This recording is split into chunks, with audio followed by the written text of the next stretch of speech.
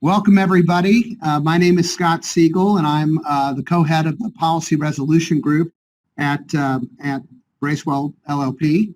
The PRG is the Government Relations and Strategic Communications Group at Bracewell, which is, as you know, is an international law firm.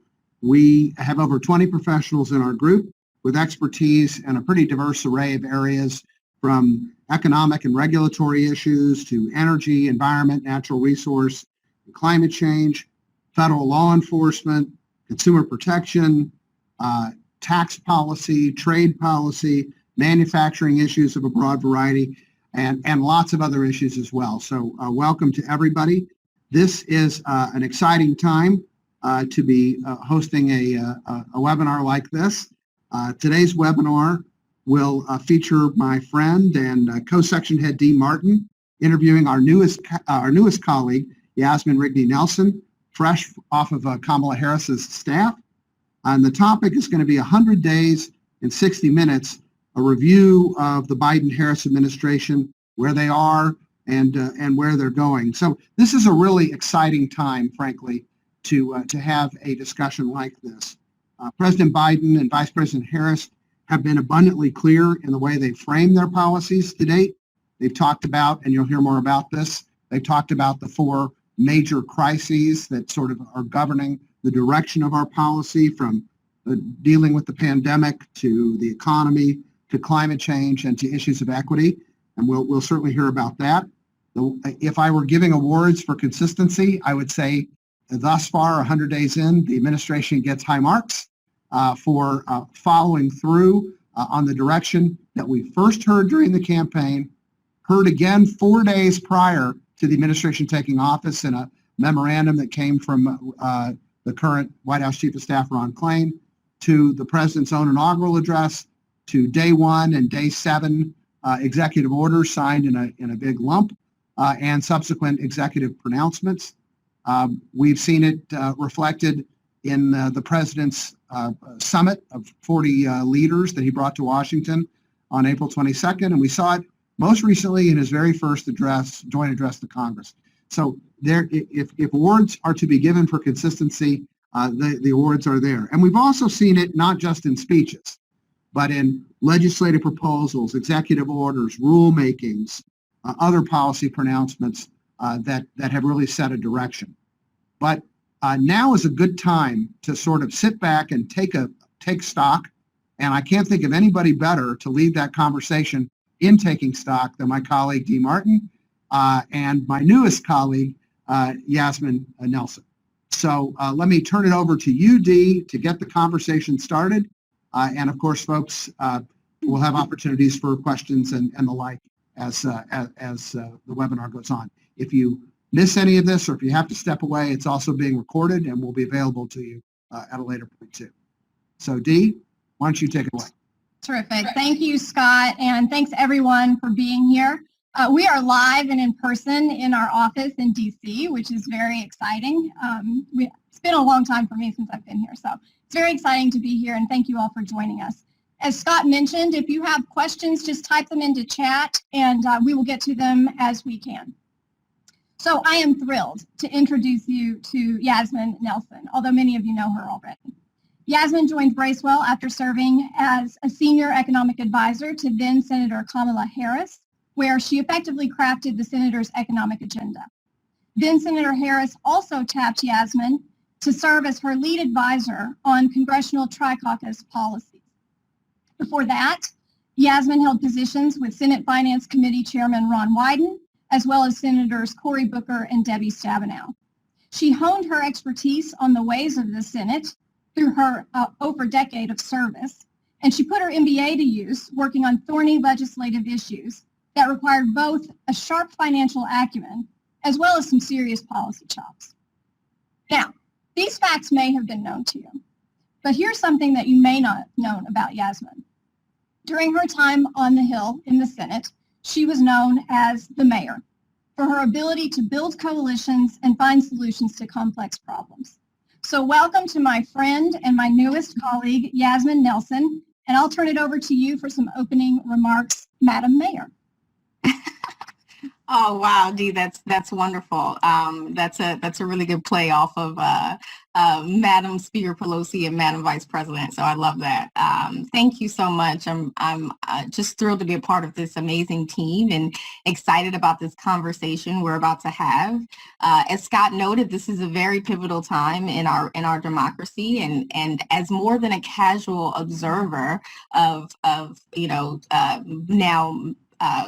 Vice President Kamala Harris, I think I can share with you some three through lines that will be important to think about through this conversation and through the Biden-Harris term, right, presidential term.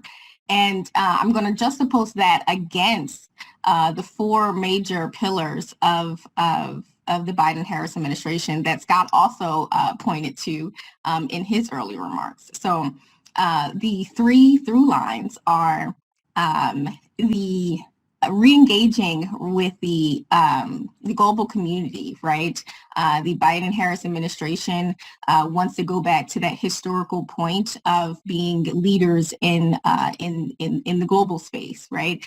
And as well as going big and going home. They're doing transformative, bold policies to make sure that they are listening to their Democratic base.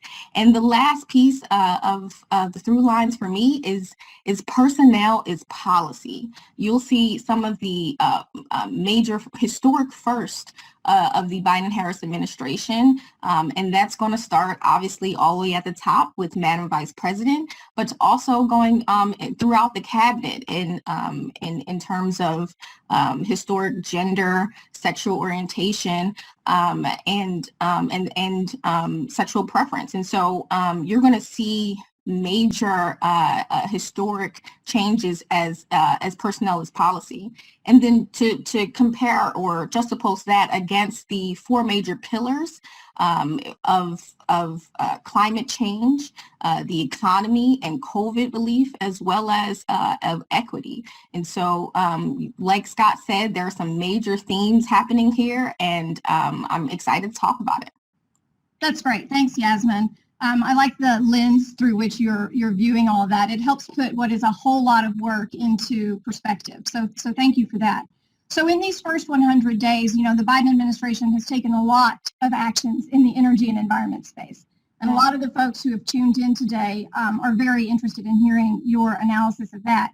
Can you apply those through lines that you mentioned, or a couple of the through lines anyway, to one of those pillars, climate change?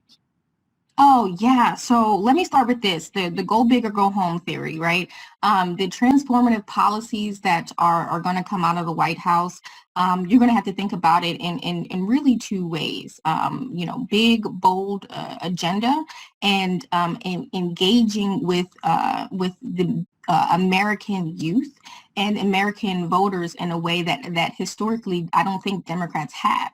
And so when you're thinking through the climate change proposals that are coming out of the White House, you're going to see an all government approach, right? And when you're looking at Secretary of Transportation Pete Buttigieg, he's been talking about climate change, as it were, to build up infrastructure. You're going to look at, even places like the Department of HUD with Secretary Marcia Fudge. She's looking at, environmental justice in the Department of Housing. And so you're, not only is the administration looking at this, but Congress is also acting.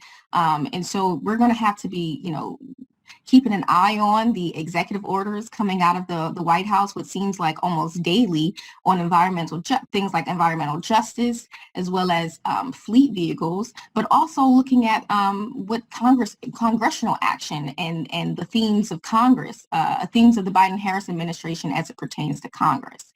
I think if you're also looking at looking to re-engage with the global community, right? Some of the first moves out of the White House were to actually re-engage in the Paris Agreement, and also the Climate Leader Summit, right, where they had over 40 global leaders.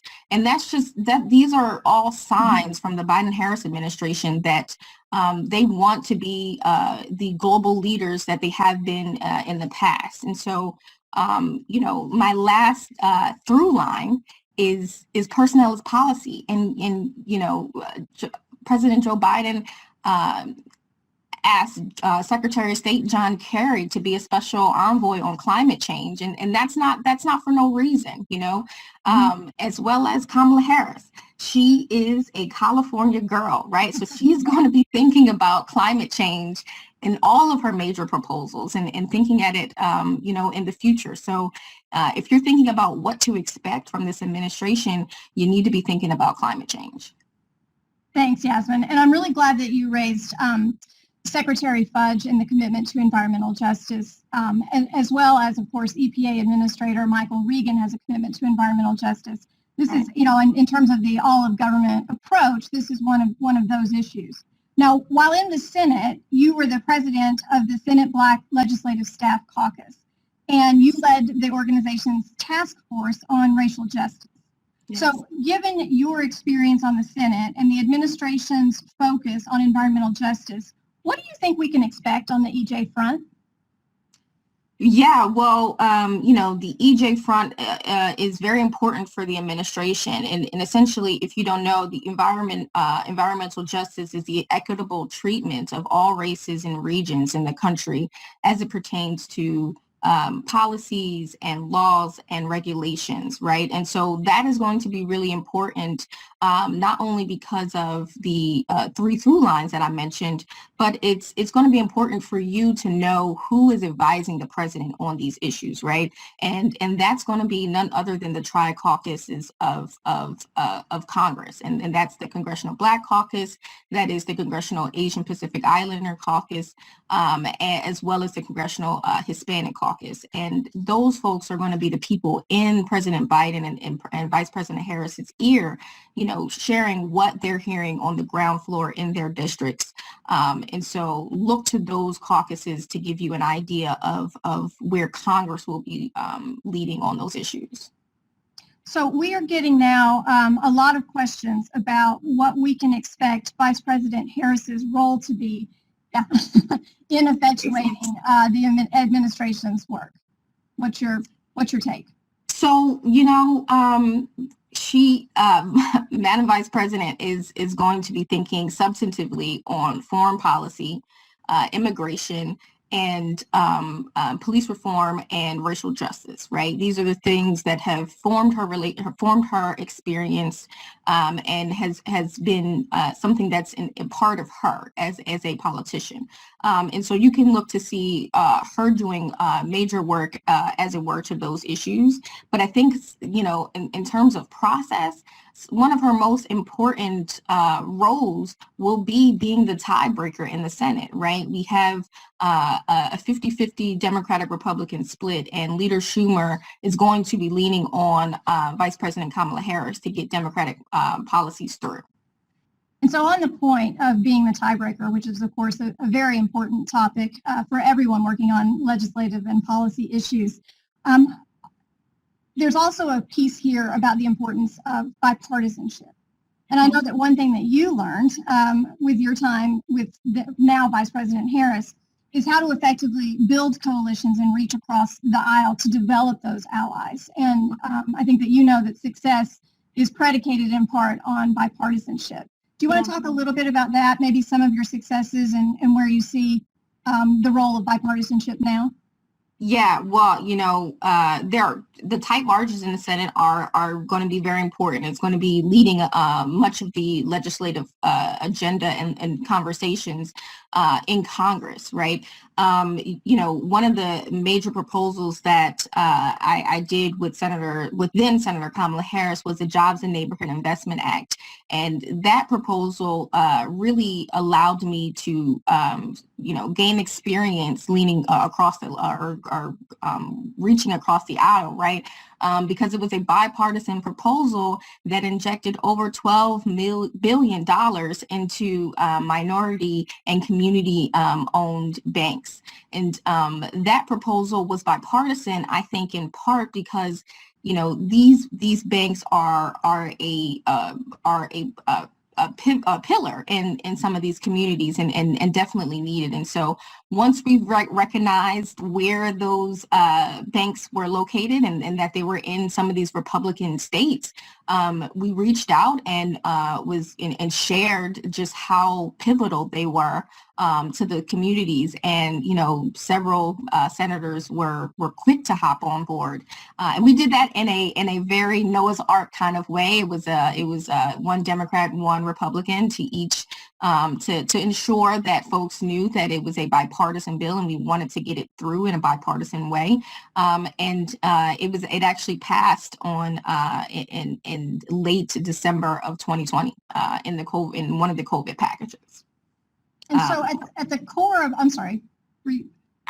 I did also want to mention that, for staffers who are listening here, that, one of the major pieces or reasons that I was able to reach across the aisle was through some of these staff associations like the Senate Black Legislative Staff Caucus, like the Black Women Congressional Alliance, and, Women's Congressional Staff Association. Those associations really allowed me to form relationships with people across the aisle and get things done.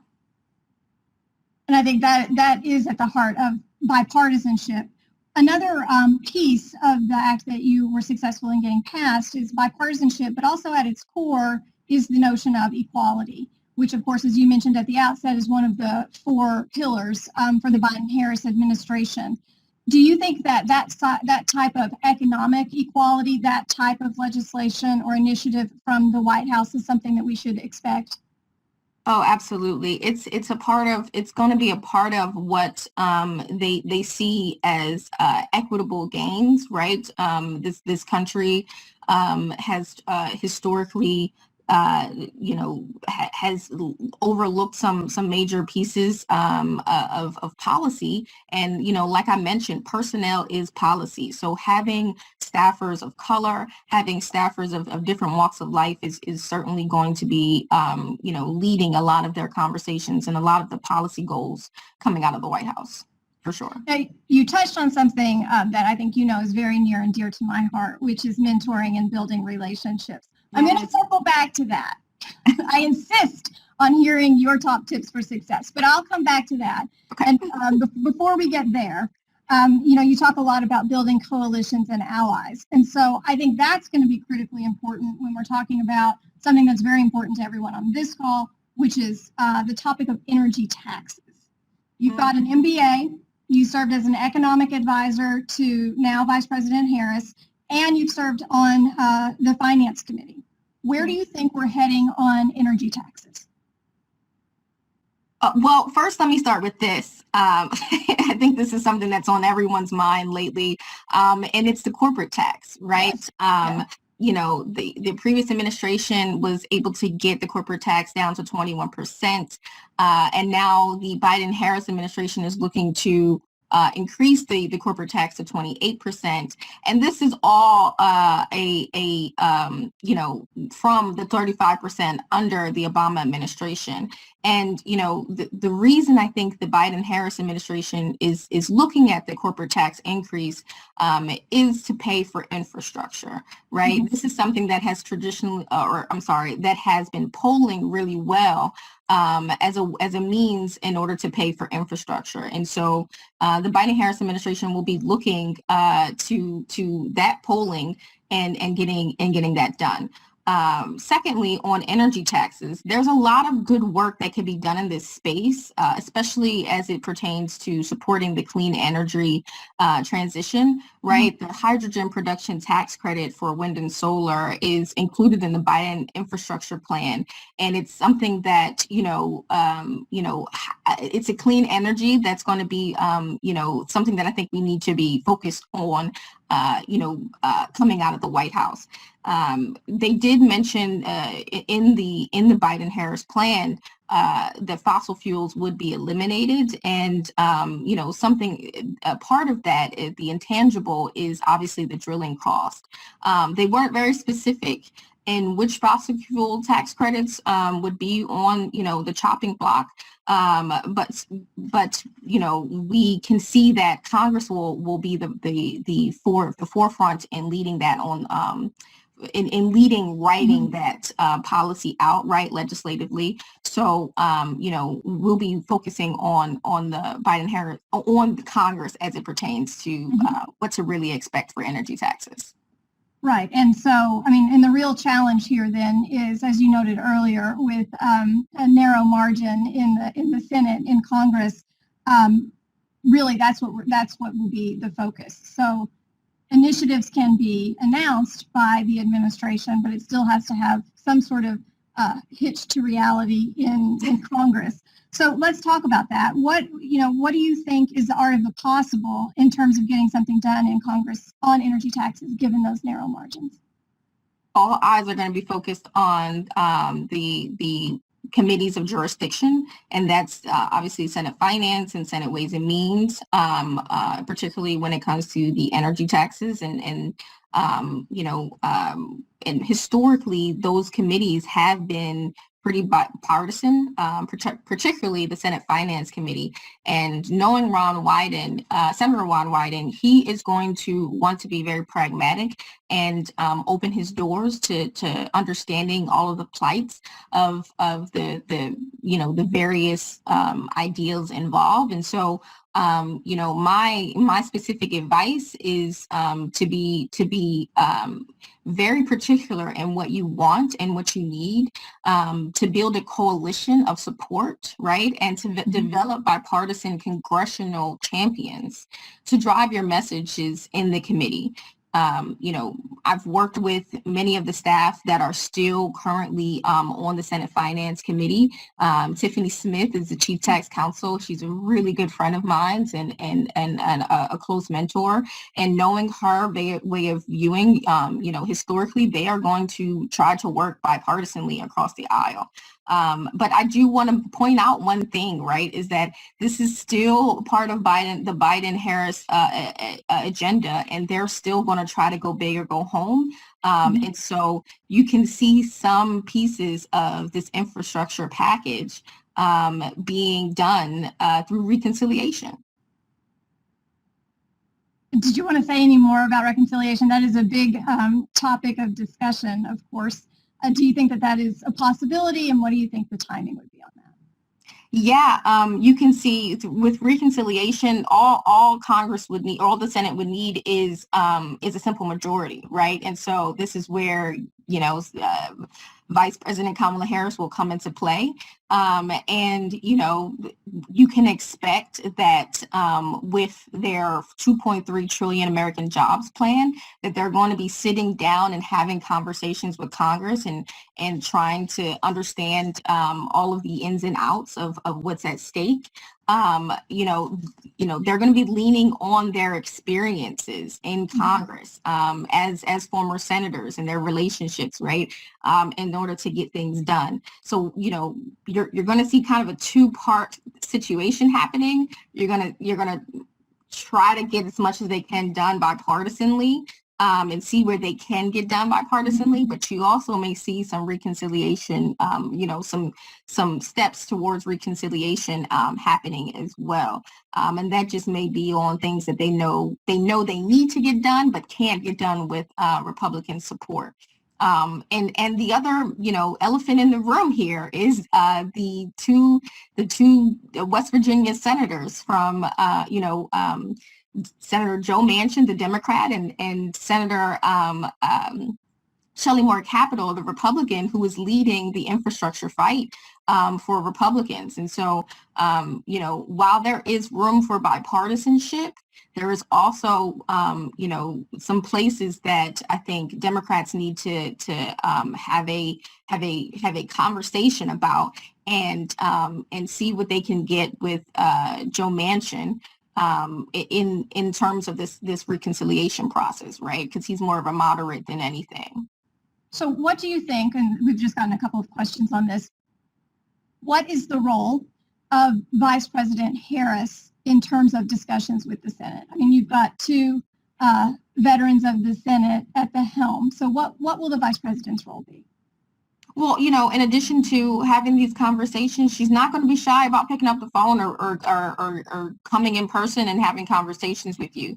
Not only is she's going to look to, some of her Senate allies, but she's also going to try to reach across the aisle. And honestly, if there is someone that she believes, only there is one issue in front of them before getting into the before it becomes bipartisan, she's going to want to have a conversation. And so I see her as a pivotal piece of this infrastructure,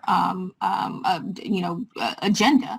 And quite frankly, the other piece is, if they have a situation with Senator Joe Manchin, right, with him being a little more towards the middle, politically speaking, she's going to want to have a conversation with him, and I think they're going to come to some middle ground and try to figure out how they can get him to yes, and so so that she can then be that tiebreaker at the end. So let me, I'm going to pivot to the personal for just a minute, because I understand that we have a very special guest who has joined us today, Officer Pam Rigney, your mom. Yay. Hey, Mom. Look, I know that she's a role model for you, and she's also a role model for so many others, especially those with whom she works on the force. And I read an interview where you said that your mom inspired you to think bigger than what was directly in front of you. Yeah. How would you parlay that really sage advice to the advice that you probably have shared with Senate colleagues over the years, as well as how you would advise clients today? Yeah, so to me, hey, Mom, if you're there. To me, though, this is at the core of what we do as advocates, and it is making sure our clients identify that their issue is an issue that's a part of something bigger, a greater thing that's happening, right? So, for example, yes, energy taxes is very important. It is a very important issue, but it's a part of this greater plan that the administration is putting out. And so I think that my job would be to ensure that they know the opportunities and the challenges that are coming in front of that will likely come out in front of them, and to prepare them for it, as well as to think bigger and thinking kind of having my MBA hat on here, right? I'm thinking through the best return on your investment is to always see what's in front of you, and to make sure that you have the right responses. The art of the possible and a little bit of opportunity. Okay. I think that's very helpful. We've gotten in a lot of questions now about foreign investment and trade. So let me ask you a couple of those. Have we seen the end of the previous administration's America First? This is a really good question. Well, yes and no. And the way I think about this is, there are some similarities and there are some differences. Philosophically, there are some similarities because both administrations wanted to ensure that jobs would stay here and that U.S. production is a huge part of what we're doing, domestically.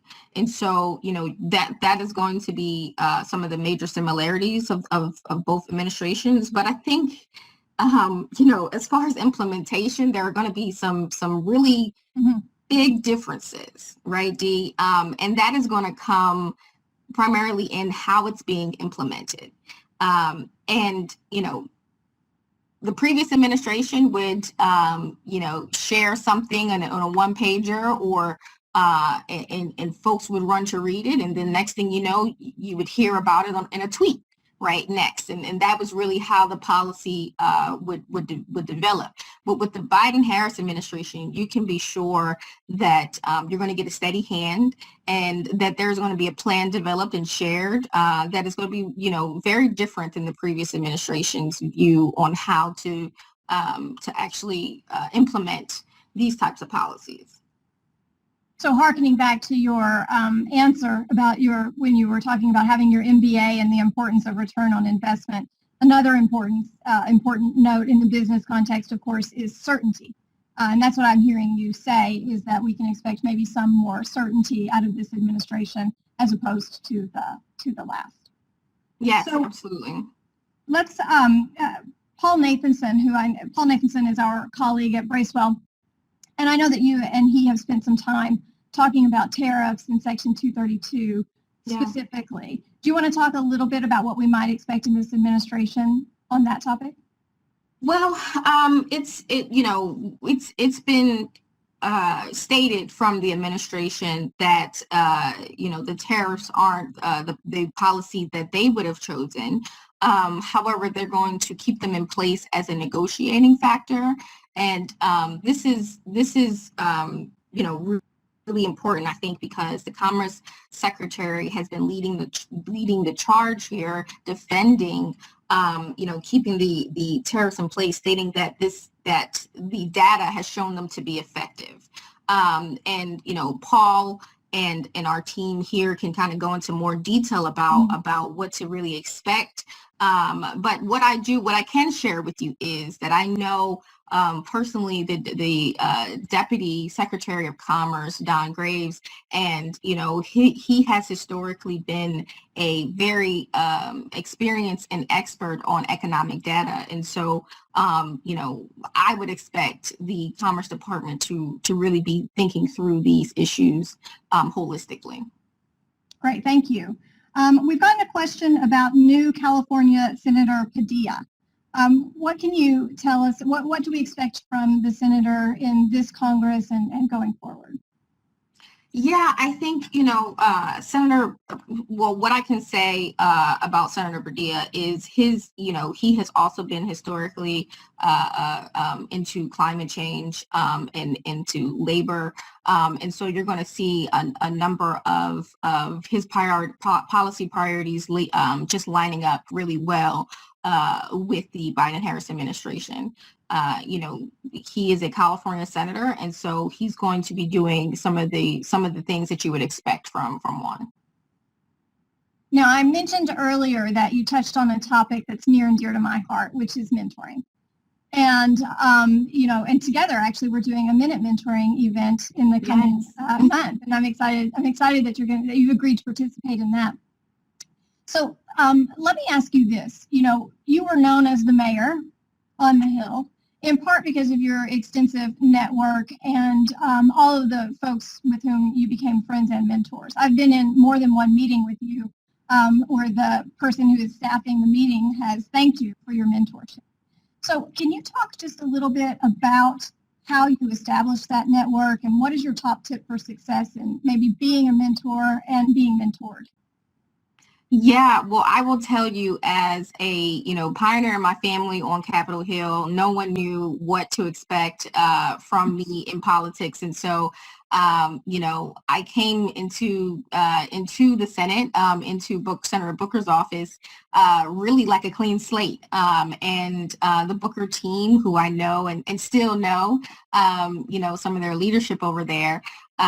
Is important to me because they were my first family, right? And in that I became this kind of access to a lot of the staff associations, and really developing a rapport that was familial, right? It was very much a family kind of experience. So if I could just share really quickly, it would be, to get to know as many people as you can on the Hill. And sometimes it has nothing to do with work, but sometimes fun and work kind of come together. And it's because you made those relationships. And so definitely be nice to people, because that's important. People that you met in the beginning of your career, may hire you in a few years. So certainly, be nice to folks, but definitely start to strategize, what you want your career to be pretty early on, so you know what you're looking forward to, and you can look to people to be mentors. That's great. Thank you. We've gotten in a couple of questions about the filibuster. And I know that you and I were recently, a couple of weeks ago, in a meeting together where the filibuster came up and whether it would, what would happen with the filibuster, I guess. That's a big point of conversation. And so people are inquiring, what's your thoughts on that? Yeah, well, we've seen Leader Schumer, right, talking about the filibuster pretty openly to the media, to the press. And I don't think it would come as any surprise that it's been top of his mind.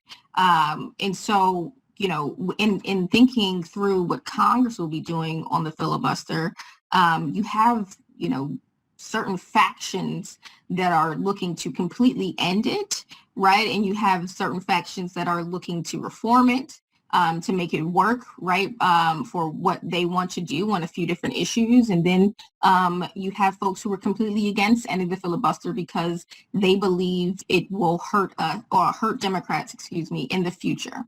And so, looking at it from that standpoint, Leader Schumer is trying his best to show that he can put bills on the floor, which is different than his predecessor, Leader McConnell, who generally put, judges and things like that on the floor. We didn't see too many individual bills on the floor. You can expect, I think, Leader Schumer to test this water, right? And put these bills on the floor to see if they could fail or not.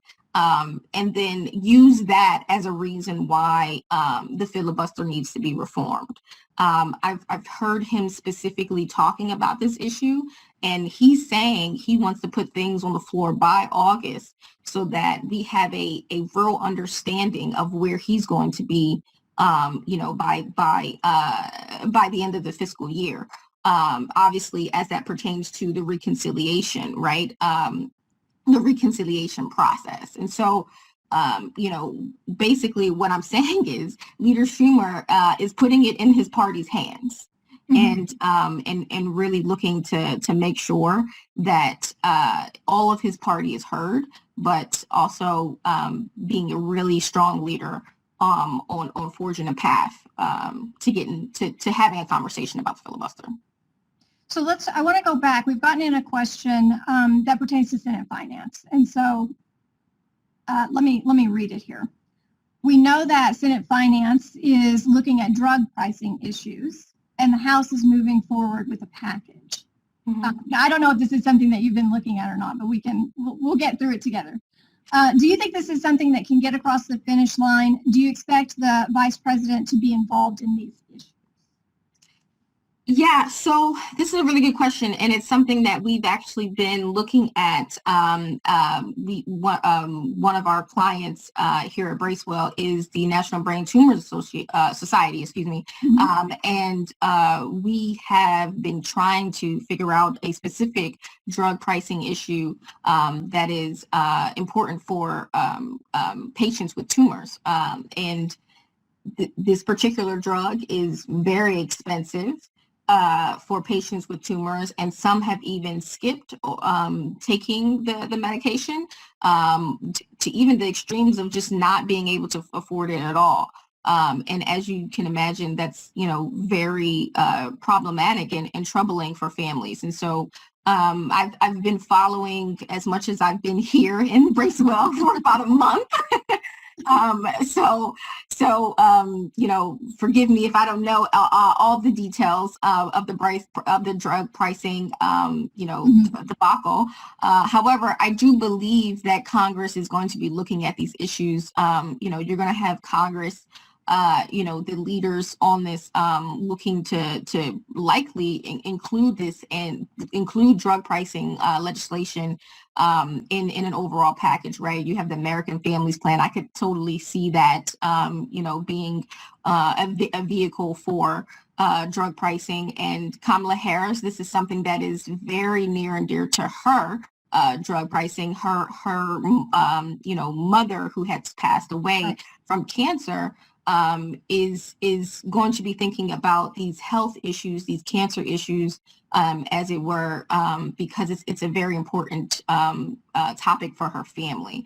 Obviously, President Joe Biden will be also thinking about drug pricing issues because of his late son, Bo, who also passed away from cancer. And so I certainly believe that these are issues that are going to be at the forefront of the Biden-Harris administration because of how personally it affects their families. And so having been active in the policy space through the Obama administration and of course served with then Senator Harris and now seeing the Biden-Harris administration, should we be thinking about the Biden-Harris administration as an extension of the Obama administration, or how is it different? Well, different people. They're different people for sure. Well, I'm going to say this. I'm going to say yes and no, right? Thinking through those through lines again, personnel is policy, and you have people who were previously in the Obama administration, right, up to the president himself. And so there's going to be some kind of transition into that. But I think, the Biden-Harris administration is going to be very different than any one that you've seen in the past. And the reason being is because they have listened to the constituents. They have seen, what has worked in the previous administration, which is essentially your constituency base needs to be engaged and very excited about what's happening at the highest level of government. And so they're going to be doing these big, bold policy proposals to keep people engaged, to keep people interactive, right? But to also ensure that these midterm elections will have a higher voter turnout. So let's talk about that for 1 second. We talk about motivating young voters, and there is an issue that certainly has been a motivator, which is climate change, which happens to be one of the 4 pillars. Do you want to talk a little bit about the role of policy and reaching certain voters? Yes, this is such a great actual issue, right? Some of our leaders in America domestically are young voters. There are. I'm sorry, I'm going to botch this a little bit, but the little woman out of Flint, Michigan, who is an advocate for water justice, right? She was I think she might have been 8 years old when she came out, with her campaign on clean water for Flint. And now she's a teenager, but she's still pushing these very issues, right? Because she's still very muchly engaged. And you have Greta, right, who is a young voter, and she is still very muchly engaged politically on this issue. And so I honestly believe that, this administration is seeing that one of the biggest issues in America, one of our biggest crises, is climate change. And that is going to be about digging and ensuring that these young voters, right, these young constituents are going to continue to stay engaged and feel like the Democratic Party is on their side when it comes to this, right? The previous administration did not show that, and we saw, a number of people, fighting against that politically, and so this administration is going to definitely take heed on it. So I'm going to switch to COVID. We're getting several questions on COVID. Now, this is actually less about our COVID policy and more about returning to life pre-pandemic. Here's the question. How do you see Congress opening back up? Will they keep the virtual options that have allowed many more access to Congress? Or are we going to go back to in-person meetings? What's your thought on that?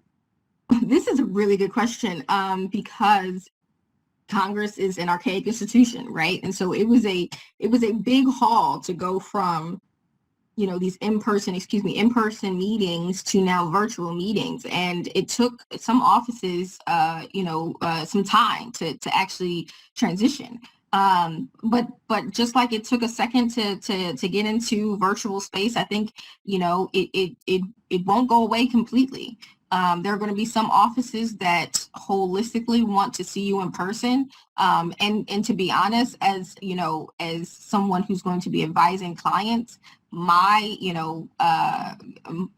perspective will be to try to get in person as much as possible. But this point you brought up is very important.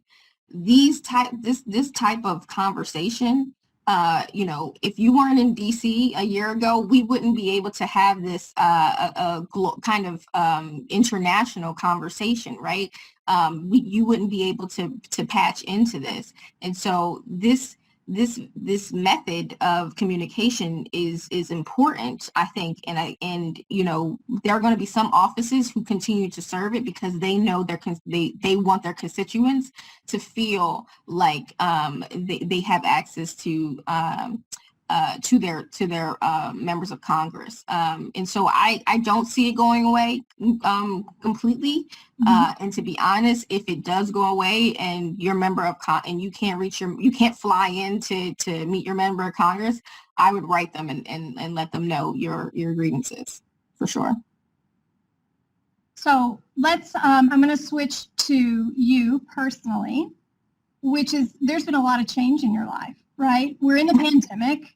You've left the Hill. You've joined us. What would today's Yasmin advise 10 years ago, Yasmin? Of all the questions I've asked, that's dumb too. Right. Yeah. So, 10 years ago, you had this really wet behind the ears, very eager.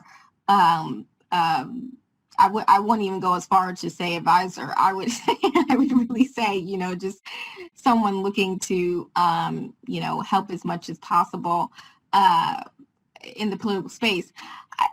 I think I need to, just clearly state that if you're looking to get on the Hill, if you have some type of political future, then just put their plan on paper.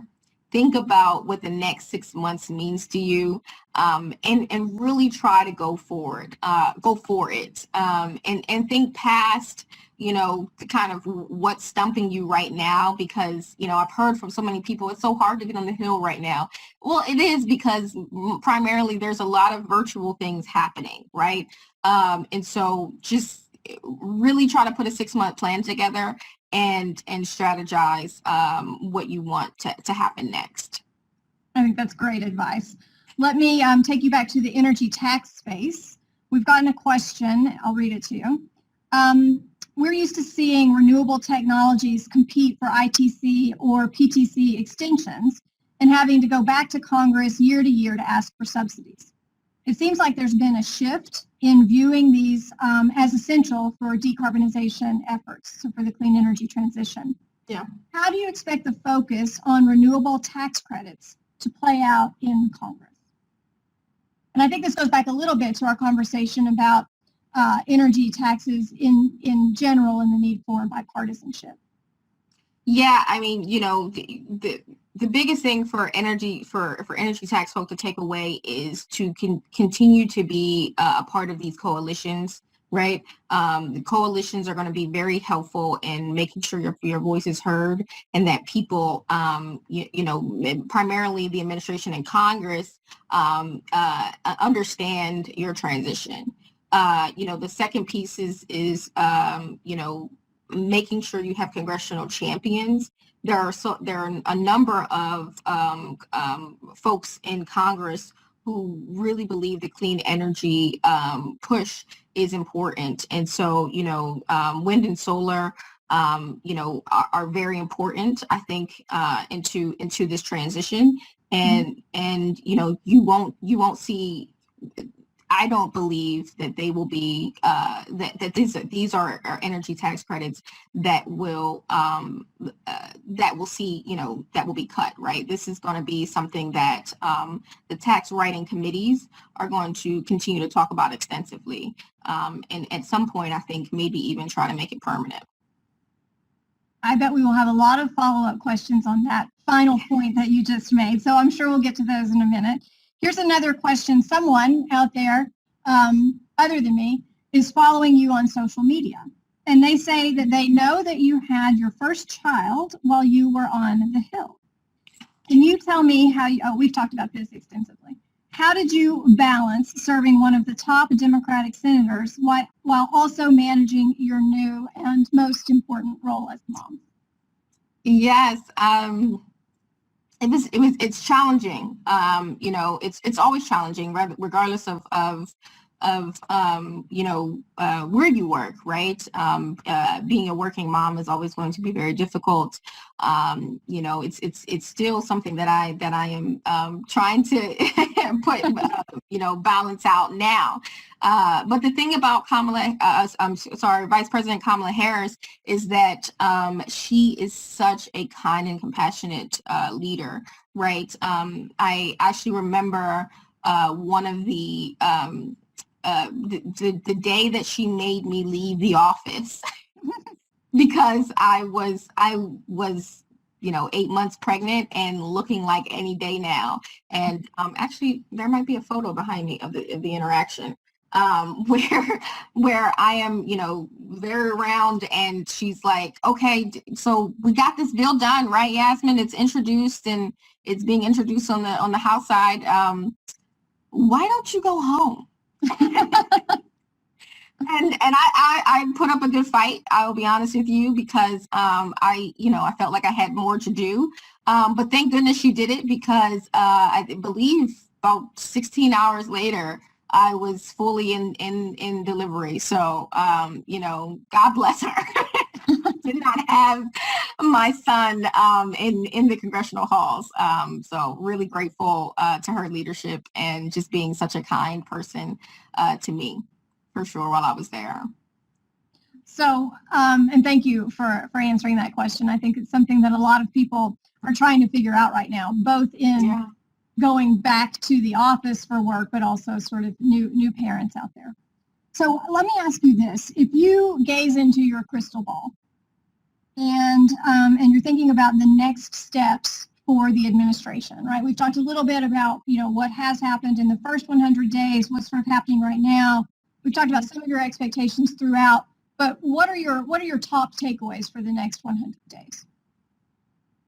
Well, we're going to go back to my through lines, right? We're going to do, go big or go home. I think Biden has been on the record saying, this is my shot, and he's going to take it. He's going to want to ensure that these transformative policies are seen and heard everywhere. I think that's why they're already touring the country, right, and ensuring that folks know about what they've been able to accomplish so far in their first 100 days. And they're going to be laying out that vision for what to expect next on those tours, right? I think that the second through line is obviously COVID, is the COVID release, right? And re-engaging with the global community. And so while they're touring the country and sharing what they've done, in Congress, right, and passing the trillions of dollars nearly $2 trillion in stimulus, and sharing with the American people what they've done, which obviously is a lesson learned from the Obama administration, right? Mhm. When folks did not know what they got in the stimulus package of 2009. And so, as far as being global leaders, I'm sorry, I'm moving back into that second through line is, the Biden-Harris administration is going to be trying to make sure that they're seen as these global leaders, and that is as it pertains to sharing the vaccine with India, right? Like they want to ensure that people are looking to the United States as allies, and looking to the United States as folks, people, places to embody, right? Other countries. And that last piece is personnel as policy. You're going to continue to see some of these very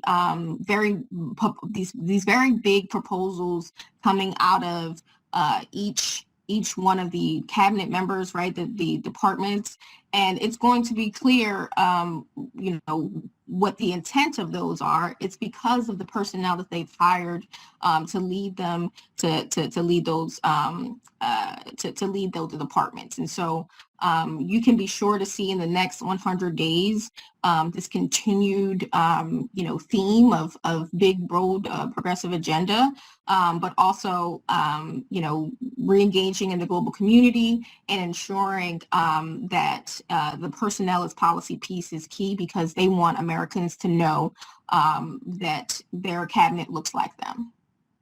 I love that framework, Yasmin. I think it's very important. It's a great perspective that you bring to the table: transformational policy, global leadership, and key personnel who are shaping policy and creating change. So Thank you so much for sharing your views today and your analysis. We do have a couple of questions that we weren't able to get to, so we'll try to follow up with you folks. Thank you for submitting them. Yasmin Nelson, I am thrilled to have you at Bracewell. We are going to do so much great work together, and I look forward to meeting you in person sometime soon. One day soon. Yes. So thank you, Yasmin, and thank you all for being here with us today, and we look forward to talking to you again soon. Take care, everyone. Take care. Goodbye.